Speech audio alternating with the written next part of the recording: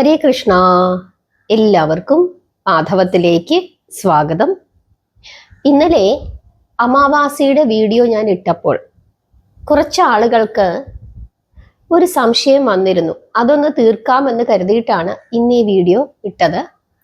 അതായത് മാർച്ച് മാസം 18-ാം തീയതിയാണോ 19-ാം തീയതിയാണോ അമാവാസി? 19-ാം തീയതി കുറച്ച് സമയം മാത്രമല്ലേ അമാവാസി ഉള്ളൂ? പല ആചാര്യന്മാരും 18-ാം തീയതിയാണ് എന്ന് പറയുന്നു. ഇതിൽ എന്താണ് വാസ്തവം എന്ന് ചോദിച്ചിരുന്നു. അതിനെപ്പറ്റി ഒന്ന് വിശദമാക്കാനാണ് ഇന്ന് ഈ വീഡിയോ ഇട്ടത്. അതായത് മീനമാസത്തിലെ അമാവാസി മീനമാസം 4-5, അതായത് മാർച്ച് 18, 19 ദിവസങ്ങളിലായിട്ടാണ് തിഥി വരുന്നത്. അമാവാസി തിഥി ആരംഭിക്കുന്നത് 2026 മാർച്ച് മാസം 18-ാം തീയതി ബുധനാഴ്ച രാവിലെ 8:25 മുതൽ 19-ാം തീയതി വ്യാഴാഴ്ച രാവിലെ 6:52 വരെയാണ്. രാത്രി കാലങ്ങളിൽ അമാവാസി ഉള്ളത് എന്നാണ്. 18-ാം തീയതി രാത്രിയിലുണ്ട്, 19-ാം തീയതി അതിരാവിലെയുമുണ്ട് അല്ലേ? അതായത് ഉദയത്തിൽ അമാവാസി ഉള്ളത് 19-ാം തീയതിയാണ്. എന്നാൽ 18-ാം തീയതി ഭാരതത്തില് ഉദയത്തിൽ അമാവാസിയില്ല. രാവിലെ 8:25 മുതലാണ് അമാവാസി ആരംഭിക്കുന്നത്. ഇങ്ങനെ വന്നതുകൊണ്ടാണ് ഇവിടെ ഒരു സംശയം വന്നത്. അതായത് ഞാൻ കഴിഞ്ഞ വീഡിയോയിലും പറഞ്ഞിരുന്നു. അതായത് 19-ാം തീയതിയെ പറ്റിയിട്ടാണ് കഴിഞ്ഞ വീഡിയോയിൽ പറഞ്ഞത്. 19-ാം തീയതി ഉഗ്രമൂർത്തികളെ പൂജിക്കുന്നതിന് ഏറ്റവും ഉത്തമമായ സമയമാണ്. ഉഗ്രമൂർത്തികളായ രക്തേശ്വരി, രക്തചാമുണ്ഡി, ഭദ്രകാളി, അതുപോലെ തന്നെ പ്രത്യങ്കരാദേവി, വാരാഹി ദേവി എന്നിവരെയൊക്കെ പ്രാർത്ഥിക്കുന്നതിന് അമാവാസി ദിവസം വളരെ ശ്രേഷ്ഠമാണ്.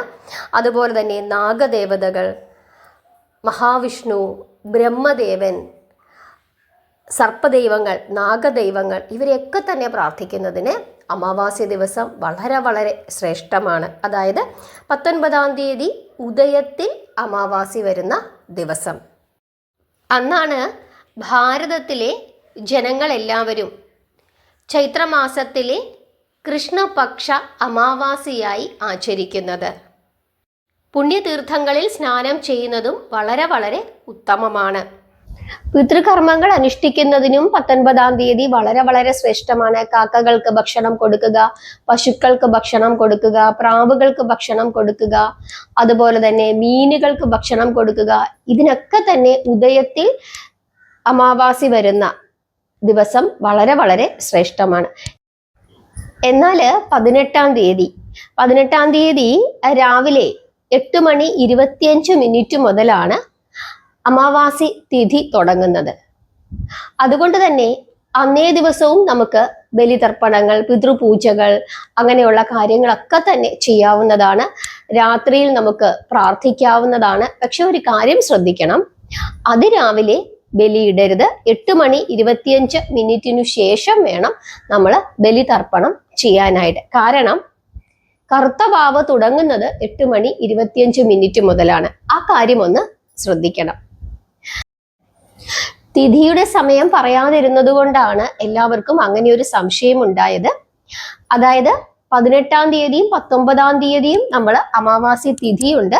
പക്ഷെ 18-ാം തീയതി നമ്മൾ ബലികർമ്മങ്ങൾ അനുഷ്ഠിക്കുകയോ പിതൃകർമ്മങ്ങൾ ചെയ്യുകയാണെങ്കിൽ രാവിലെ 8:25 ശേഷമായിരിക്കണം. 19-ാം തീയതി ആണെങ്കിൽ 6:52 മുമ്പ് ബലിയിടുകയും മറ്റു കർമ്മങ്ങളൊക്കെ, അതായത് പൂച്ചകൾക്ക് അല്ലെങ്കിൽ പട്ടികൾക്ക്, പ്രാവുകൾക്ക്, കാക്കകൾക്ക്, ഉറുമ്പുകൾക്ക് ഒക്കെ ഭക്ഷണം കൊടുക്കുന്നത് ഏത് സമയത്തും കൊടുക്കാവുന്നതാണ്. കാരണം ഉദയത്തിൽ അന്നേ ദിവസം അമാവാസി വന്നിട്ടുള്ളത് കൊണ്ട് തന്നെ പിതൃക്കളുടെ സാന്നിധ്യം ഈ 2 ദിവസവും ഉണ്ടാകും.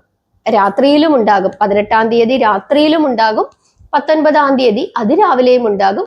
19-ാം തീയതി പകൽ സമയത്തും നമുക്ക് പിതൃക്കൾക്ക് വേണ്ടിയിട്ടുള്ള കർമ്മങ്ങൾ അനുഷ്ഠിക്കാവുന്നതാണ്. അതായത് ബലിയിടുന്ന കാര്യമല്ല, മറ്റു കർമ്മങ്ങൾ, അതായത് പട്ടികൾക്കും മറ്റ് മൃഗങ്ങൾക്കും ഒക്കെ തന്നെ, പൂച്ചകൾക്കും കാക്കകൾക്കും ഒക്കെ ഭക്ഷണം കൊടുക്കുന്നത് 18-ാം തീയതിയും 19-ാം തീയതിയും ചെയ്യാവുന്നതാണ്. ദാനധർമ്മങ്ങൾ ചെയ്യുന്നത് വളരെ ശ്രേഷ്ഠമാണ്. പുണ്യതീർത്ഥങ്ങളിൽ സ്നാനം ചെയ്യുന്നത് ഈ 2 ദിവസവും നല്ലതാണ്. എങ്കിലും 19-ാം തീയതി അതിരാവിലെ സ്നാനം ചെയ്യുകയാണെങ്കിൽ ശ്രേഷ്ഠമാണ്. കാരണം ഉദയ സമയത്ത് അന്നേ ദിവസം അമാവാസി കറുത്തവാവ് വന്നിട്ടുണ്ട്. അതുകൊണ്ട് അന്നേ ദിവസം ചെയ്യുന്നത് 19-ാം തീയതി അതിരാവിലെ ചെയ്യുന്നതും 18-ാം തീയതി 8:25 ശേഷം ചെയ്യുന്നതും വളരെ വളരെ ശ്രേഷ്ഠമാണ്. ഇതാണ് വ്യത്യാസം. ചൈത്രമാസത്തിലെ അമാവാസിയായി നമ്മൾ കണക്കാക്കുന്നത് 19-ാം തീയതിയാണ്. എന്നാൽ ദർശന അമാവാസിയായിട്ട് നമ്മൾ 18-ാം തീയതി കണക്കാക്കിയിട്ട് അന്നേ ദിവസം, കാരണം നമ്മൾ ദർശിക്കുന്നല്ലോ, അമാവാസി കാണുന്നത് എപ്പോഴാണ്? രാത്രിയിൽ ആ ഒരു കാഴ്ച കാണുന്നത് 18-ാം തീയതിയാണ്.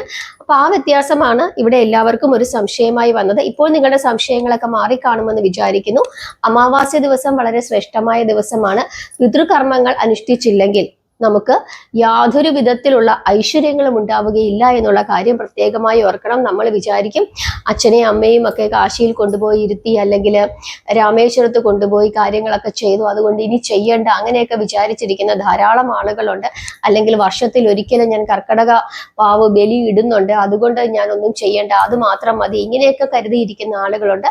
അതൊന്നും അല്ല ശരിയായ രീതി. കർക്കടക വാവ് ബലി ഇടുന്നത് നമ്മുടെ എല്ലാ പിതൃക്കൾക്കും വേണ്ടി നമ്മൾ അന്നേ ദിവസം ചെയ്യുന്നു എന്നുള്ളതേ ഉള്ളൂ. പക്ഷെ നമുക്ക് നമ്മുടെ അച്ഛനോ അമ്മയോ അപ്പൂപ്പനോ ഇങ്ങനെയൊക്കെയുള്ള അമ്മുമ്മയോ ഇങ്ങനെയൊക്കെയുള്ള ആളുകളുണ്ടെങ്കിൽ അവർക്ക് വേണ്ടി നമ്മൾ അതാത് ദിവസങ്ങളിൽ തന്നെ കർമ്മങ്ങൾ അനുഷ്ഠിക്കുകയും അവരെ ഓർക്കുകയും, ഇനി അതാത് ദിവസങ്ങളിൽ ചെയ്യാൻ പറ്റുന്നില്ലെങ്കിൽ കർത്തവാവ് പോലെയുള്ള ദിവസങ്ങളിൽ നമ്മൾ ബലികർമ്മങ്ങൾ അനുഷ്ഠിക്കുകയും പിതൃപ്രീതികരങ്ങളായ കാര്യങ്ങളൊക്കെ ചെയ്യുകയും, ഇതുപോലെ കാക്കകൾക്കും നായ്ക്കൾക്കും പശുക്കൾക്കും ഒക്കെ ഭക്ഷണം കൊടുക്കുകയും കർത്തവാവ് ദിവസങ്ങളിൽ ദാനം ചെയ്യുകയും ഒക്കെ ചെയ്യുന്നത്, അന്നദാനം ചെയ്യുന്നതൊക്കെ തന്നെ വളരെ ശ്രേഷ്ഠമാണ്. കാരണം പിതൃക്കളുടെ ഒരു അനുഗ്രഹം ഉണ്ടെങ്കിൽ മാത്രമേ ദേവകളുടെ അനുഗ്രഹം നമുക്ക് ലഭിക്കുകയുള്ളൂ. അതുകൊണ്ടാണ് നമ്മൾ പലപ്പോഴും പറയുന്നത്, നമ്മൾ എത്ര ക്ഷേത്രത്തിൽ പോയിട്ടും എന്തൊക്കെ വഴിപാടുകൾ ചെയ്തിട്ടും എത്രയൊക്കെ നാമം ജപിച്ചിട്ടും എന്നും എനിക്ക് പ്രശ്നങ്ങൾ തന്നെയാണ്, എൻ്റെ പ്രശ്നങ്ങൾ ഒഴിയുന്നില്ല, എന്നും തടസ്സമാണ്, ആളുകളുടെ പ്രാക്ക് കേൾക്കുന്നു, ആളുകളുടെ കണ്ണേറ് ദോഷം കാണുന്നു, അങ്ങനെയൊക്കെയുള്ള പ്രശ്നങ്ങൾ ഉണ്ടാകുന്നു, തൊഴിൽ ചെയ്തിട്ട് ഒന്നിനും ഒരു ഉയർച്ച ഉണ്ടാകുന്നില്ല,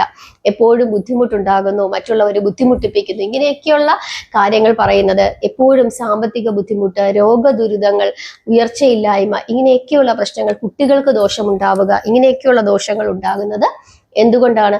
പിതൃക്കളെ പ്രീതിപ്പെടുത്താത്തത് കൊണ്ടാണ്. അപ്പൊ ദോഷങ്ങൾ ഉണ്ടാകുമ്പോൾ നമ്മൾ ആദ്യം എങ്ങോട്ടേക്കാണ് പോകുന്നത്? ക്ഷേത്രങ്ങളിലേക്കാണ് പോകുന്നത്. ക്ഷേത്രങ്ങളിൽ പോയി എല്ലാ പൂജകളും വഴിപാടുകളും ചെയ്യും, നാമം ജപിക്കും, ഒക്കെ ചെയ്യും. പക്ഷെ ദുരിതം ദുരിതം ദുരിതം, ഒരു തരത്തിലും രക്ഷപ്പെടാൻ പറ്റുന്നില്ല. എല്ലാവരും പറയുന്ന ഒരു പരാതിയാണ്, ഞാൻ എത്ര നാമം ജപിക്കുന്നു, ലളിതാ സഹസ്രനാമം ജപിക്കുന്നു, ഏതൊക്കെ അമ്പലങ്ങളിൽ പോകുന്നു, ഗുരുവായൂർ പോയി ഭജന ഇരിക്കുന്നു, പക്ഷെ എൻ്റെ പ്രശ്നങ്ങൾക്ക് പരിഹാരം ഉണ്ടാകുന്നില്ല. നിങ്ങൾ നേർവഴിയെ അല്ല സഞ്ചരിക്കുന്നത് എന്നുള്ള കാര്യമാണ് ഇവിടെ മനസ്സിലാക്കാനായിട്ടുള്ളത്. ദേവകൾക്ക് നമ്മളെ അനുഗ്രഹിക്കണമെന്നുണ്ടാകും, പക്ഷെ ആ അനുഗ്രഹം പിതൃക്കള് മുടക്കും.